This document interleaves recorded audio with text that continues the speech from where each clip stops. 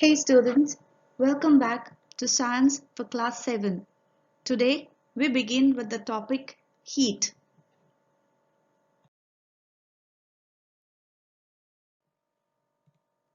In today's class, we will be discussing the following subtopics. What is temperature? What is a thermometer?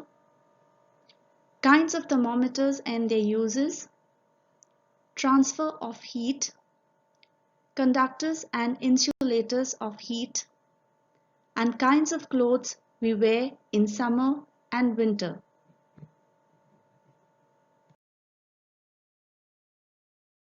Everything is made up of extremely small particles called molecules which show movement.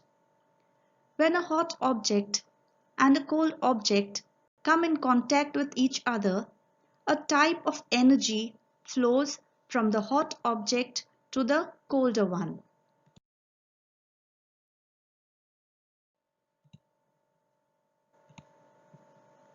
The type of energy that flows from a hot object to a colder object is called heat energy. In our day-to-day life, we come across a number of objects. Some of them are hot and some of them are cold. How do we decide which object is hotter than the other? We often do it by touching the objects. The SI unit of heat is joule. But can we always determine what would be the degree of hotness of the object? Can we determine how hot or how cold the object is just by the sense of touch?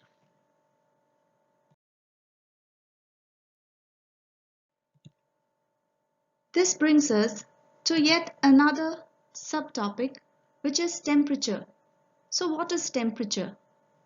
Temperature is the degree of hotness or coldness of a place or a body. The SI unit of temperature is Kelvin. It is denoted by the symbol K.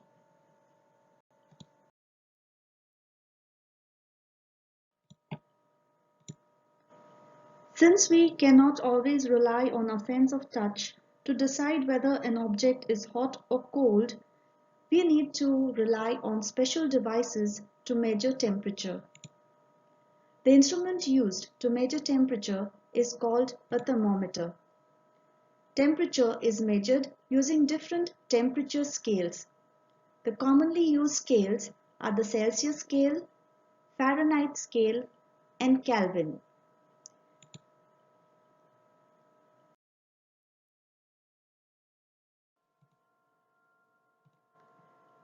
There are different kinds of thermometers which are used to measure the temperature of different substances. We have the clinical thermometer, the laboratory thermometer, and maximum minimum thermometer.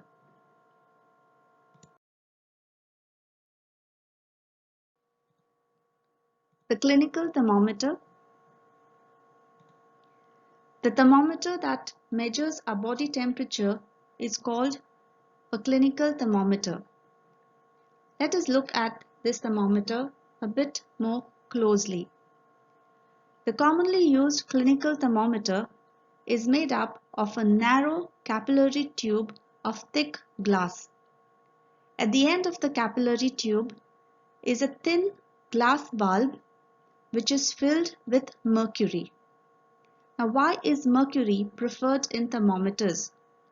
Mercury is preferred in thermometers because it is present in liquid state over a wide range of temperatures. It is a silvery gray in color and it is relatively easy to observe. It also does not stick to the glass in which it is enclosed. 37 degrees Celsius is the normal temperature of the human body, and the scale of this thermometer extends over a few degrees on either side of the normal body temperature, which is 37 degrees Celsius. So you can see these markings and these numbers which are written here. These denote the scale of the clinical thermometer, we have a range from 35 degrees Celsius to 42 degrees Celsius and 96 degrees Fahrenheit to 108 degrees Fahrenheit.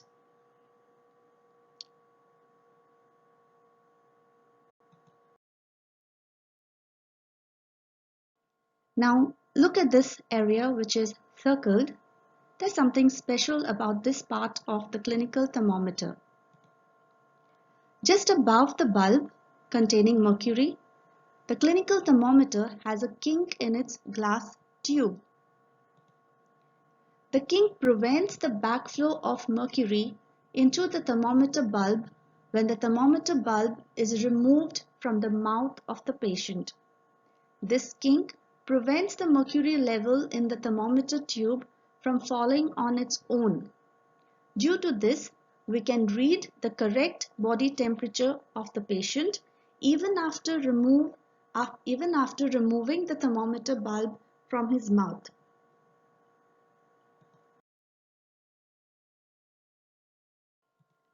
Remember what I said earlier? The range of the clinical thermometer is from 35 degrees Celsius to 42 degrees Celsius. Why is it that the clinical thermometer has such a short range of temperature?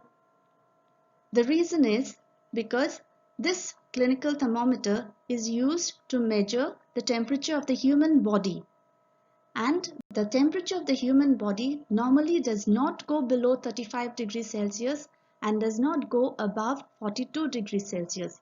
So for this reason, the clinical thermometer has a very short range of temperature.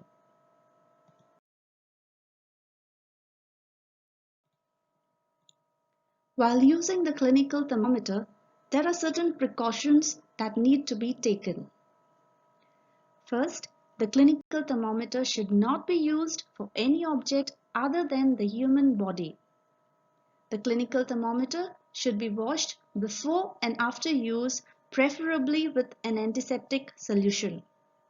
The clinical thermometer should be read by keeping the level of mercury along the line of sight. The clinical thermometer should be handled with care. While reading the clinical thermometer, it should never be held by the bulb. Ensure that before use, the mercury level is below 35 degrees Celsius. Now to lower the level of mercury once the temperature is read, and before you use it again to read the temperature the next time, the thermometer has to be given a firm jerk. Now why do we say that the clinical thermometer should be handled with care? First, because it is enclosed in a glass capillary tube, and second, because it contains mercury, which is a toxic substance. So it is very difficult to dispose of mercury. So clinical thermometer should be handled with care. Why do we need to wash it with an antiseptic solution? The clinical thermometer, as stated earlier, is used to measure the temperature of the human body. And if I am having some kind of temperature, it means my body is fighting against some kind of infection. So in case I have put the clinical thermometer in my mouth or in the mouth of a patient, and before I use it the next time, I have to ensure that I use an antiseptic solution to clean the bulb so that I do not transmit this infection or infection carrying bacteria or virus to the next person. Okay. Now while reading the clinical thermometer, it should never be held by the bulb, because remember, the bulb contains mercury, and if we touch the bulb is going to read the temperature of our body, because our fingers will be touching the bulb and we can get a wrong reading.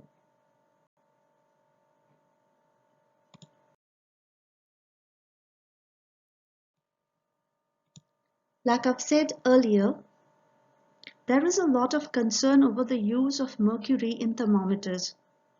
Mercury is a toxic substance and is very difficult to dispose of if a thermometer breaks. For this reason, nowadays, digital thermometers are used to measure body temperature. These thermometers do not use mercury and work on tiny dry cells.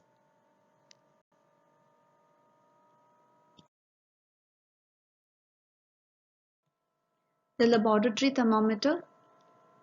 The device which is used for measuring the temperature in a science laboratory is called a laboratory thermometer. It is generally used to measure the temperature of hot or cold liquids.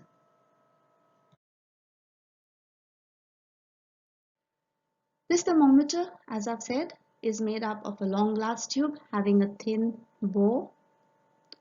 The graduation marked on the tube of a laboratory thermometer can measure the temperature from minus 10 degrees Celsius to 110 degrees Celsius. This is the range of the laboratory thermometer.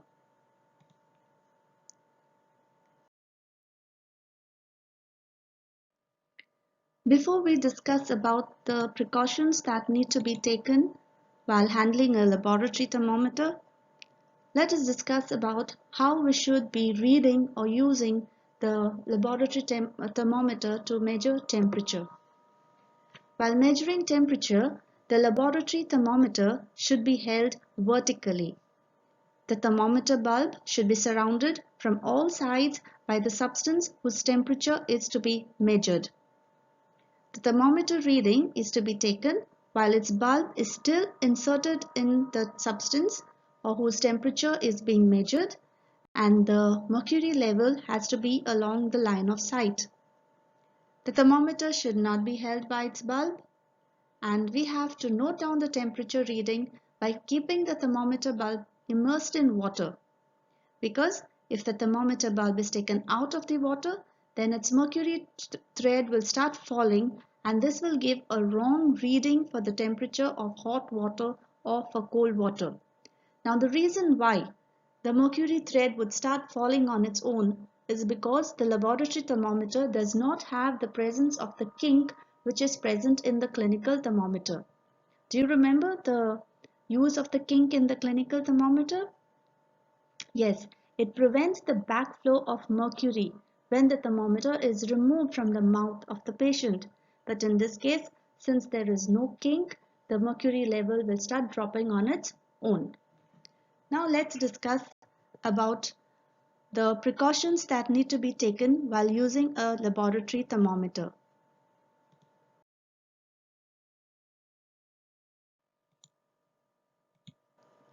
Of course, you have to keep in mind the points that I have stated in the previous slide, but besides that, also remember that the thermometer has to be kept upright, that is vertical, and not tilted.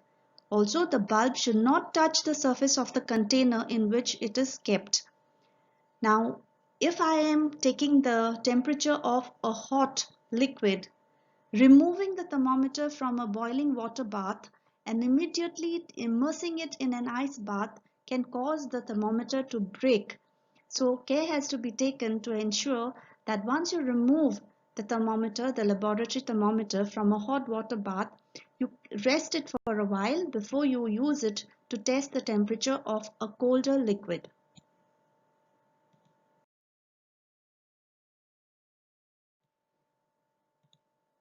The maximum minimum thermometers.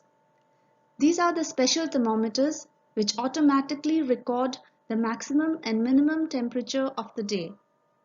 The maximum and minimum temperature of the last day reported in weather reports, in TV and newspapers are measured by the maximum and minimum thermometers.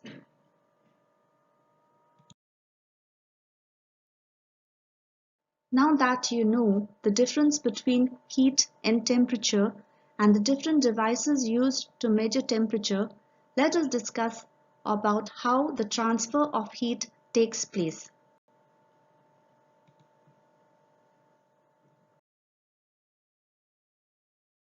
Heat energy always flows from a region of higher temperature to a region of lower temperature till both attain the same temperature. Transfer of heat occurs mainly by conduction, convection, and radiation. We shall discuss these in detail in the following slides.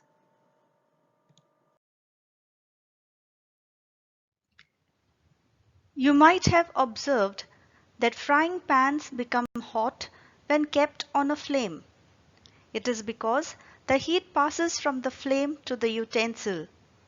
When the pen is removed from the fire, it will slowly cool down. Why does it cool down? This happens because the heat is transferred from the pan to the surroundings. In fact, in all cases, heat flows from a hotter object to a colder object. Now, the process by which the heat is transferred from the hotter end to the colder end of an object is called conduction. It is also stated as the transfer of heat from a hotter part to a colder part of an object due to collision of its particles without actual movement of the particles from their position. In solids generally, the heat is transferred by the process of conduction. To understand this better, let us refer to an activity given in the NCERT textbook.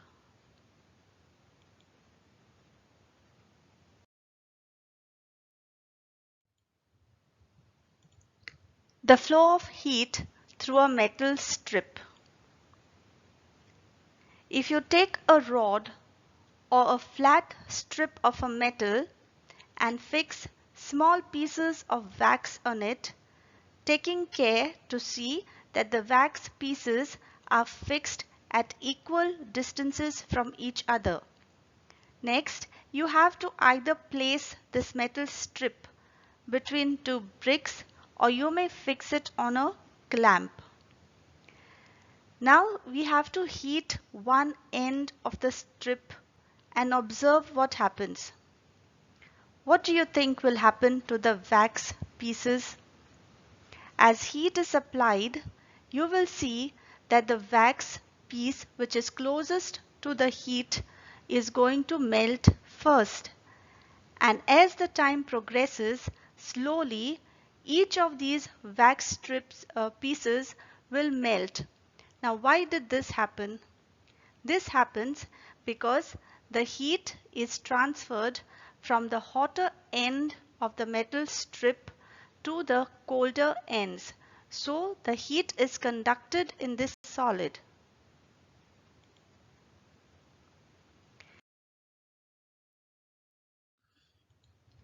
But do all substances conduct heat easily? To understand this, let us refer to another activity given in the NCERT textbooks. If we heat water and put it in the beaker and then place different kinds of articles such as a steel spoon, a plastic scale, a pencil or a divider. If these are dipped in the hot water, what will you find after some time? You will see that when you touch the end of each of these articles, only the steel spoon and the metal divider have become hot. This is because these materials have allowed the conduction of heat through them, whereas the pencil and the plastic ruler will not be hot to touch because they do not allow the conduction of heat. So this brings us to another interesting subtopic, which is conductors and insulators of heat.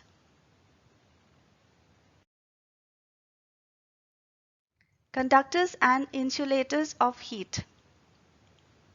All materials which allow heat to be conducted through them easily are conductors of heat. Those metals such as iron, copper, silver, aluminium, these are all good conductors of heat. Bad conductors of heat are those materials which do not allow heat to be conducted through them easily.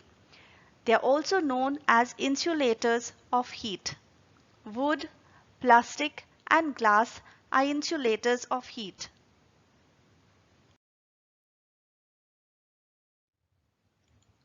Now can you figure out why pans used for cooking are usually made of metals such as steel, copper or aluminium? That's because they are good conductors of heat, while their handles are made up of plastic. Plastic is an insulator of heat, so it will not allow heat to pass through it. So it becomes easier to handle a pan if it has a handle which is plastic. To understand this, you can even perform this small activity at home. In a glass, if you place hot water in it and you put a plastic spoon and a metal spoon in it, after a while, try touching the end of these spoons. You will find that the plastic spoon has not become hot, while the end of this metal spoon has become hot. This is because the metal spoon has allowed heat to pass through it, whereas plastic, which is a bad conductor of heat, does not allow heat to pass through it.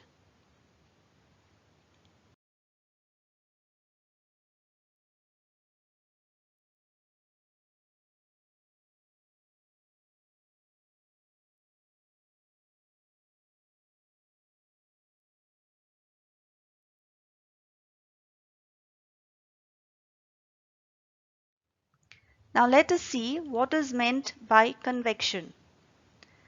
The mode of heat transfer from the hotter part of a fluid to its colder parts by the movement of the liquid itself is known as convection. The transfer of heat by convection can take place only in liquids and gases. It is due to this reason that the particles in liquids and gases can move about freely.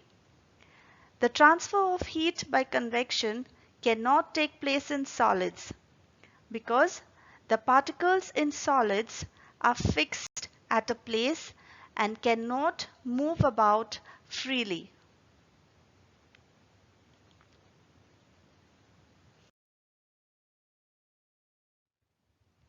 So how does convection take place? When a liquid or gas is heated, it expands. As a result, it becomes lighter and moves upwards. Here you can see a round bottom flask and the flame is heating this liquid in the flask from the bottom. So when this liquid gets heated, it becomes lighter and it starts moving upwards.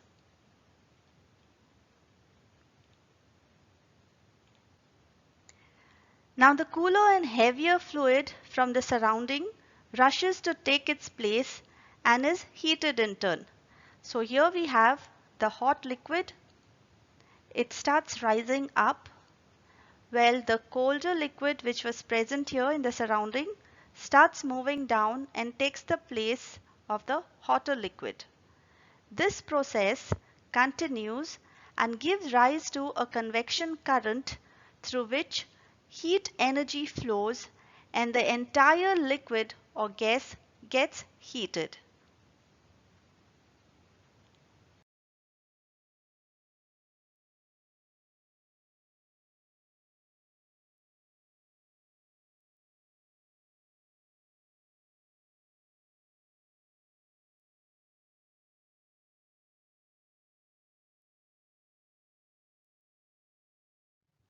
Convection currents give rise to breeze in coastal regions. The blowing of sea breeze and land breeze in coastal areas generally occurs due to the convection of heat in air. In coastal areas, during the daytime, the breeze generally flows from the sea towards the land, and during the night time, it blows from the land towards the sea. Sea and land breezes are actually convection of heat. Let us discuss what is sea breeze and what is land breeze a little more in detail in the following slides.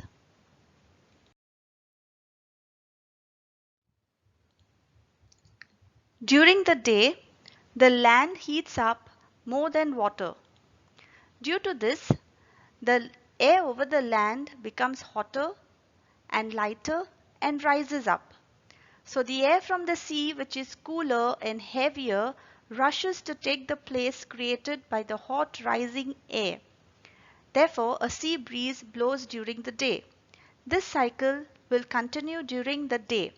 The hot air will rush because it is heavier, it will rise up, whereas the cooler air from the sea, which is lighter, will move towards the land. Now this is exactly the reason why the windows of houses in coastal areas are made to face the sea so that they receive the cooler sea breeze. Now let's see what is meant by land breeze.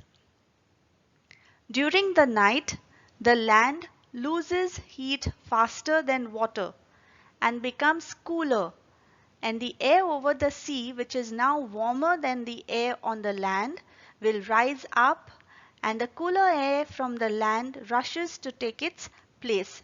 So you can see this cycle which is taking place during the night time.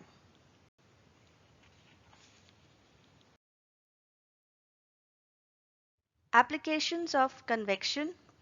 Have you ever wondered why exhaust fans are placed close to the ceiling? Exhaust fans in kitchens are always fitted high, close to the ceiling so that they can remove the hot air that rises up. So also, there are ventilators in a room which are placed at the top of a window or the door. This is because when the air in the room gets heated, it rises and passes out through the ventilators at the top.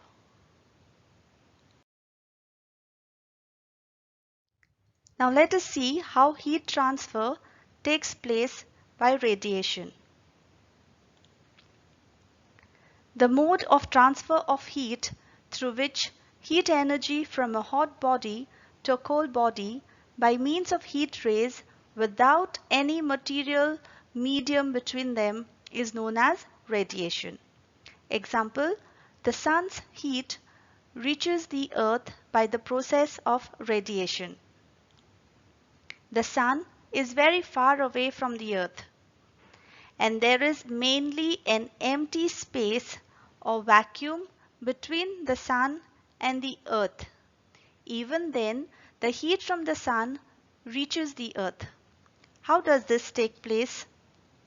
This is due to the fact that the sun, being extremely hot, emits invisible heat radiation in all directions. These radiations travel through the vacuum between the sun and the earth at a very high speed and ultimately reaches on the earth. Therefore, we can say that the transfer of heat from a hot object to a cold object by the process of radiation does not require any medium.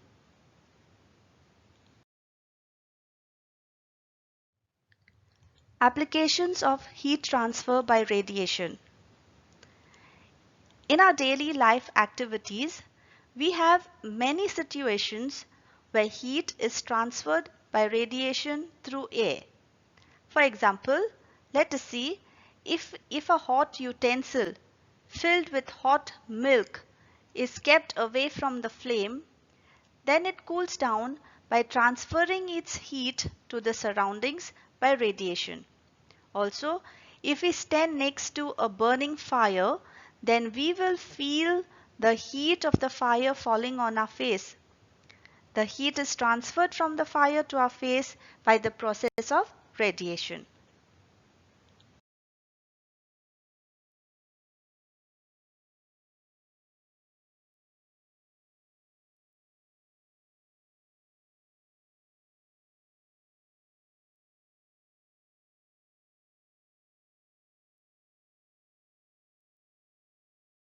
Have you ever wondered why people want to wear light colored clothes in the summer? During hot summer days, people prefer to wear white clothes or light colored clothes because light colored clothes absorb less heat from the sun and hence keep us cool and comfortable in hot weather, while in the cold winter days, people prefer to wear dark clothes because the dark colored clothes absorb more heat rays from the sun and keep us warm in winter.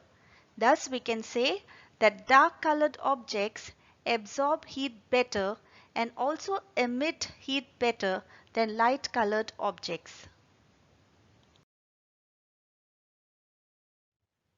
So can you now guess why in the winters we will be using woolen clothes?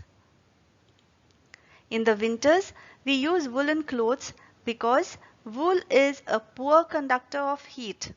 Moreover, there is air trapped in between the wool fibers. This air prevents the flow of heat from our body to the cold surroundings, so we feel warm.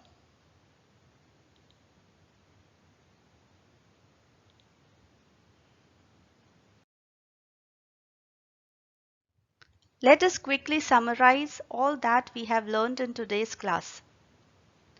Our sense of touch is not always a reliable guide to the degree of hotness of an object. Temperature is a measure of the degree of hotness of an object. Thermometer is a device used for measuring temperatures. Clinical and lab thermometers are used commonly to measure the heat of the human body or of the liquids in the lab. The normal temperature of the human body is 37 degrees Celsius. Heat flows from one object to another, either by conduction, convection, or radiation. We have also discussed what are conductors and insulators of heat. We also know now that dark-colored objects absorb radiation better than light-colored objects. This is the reason we feel more comfortable in light-colored clothes in the summer. We also know that wool is a poor conductor of heat and it will help to keep us warm during winter.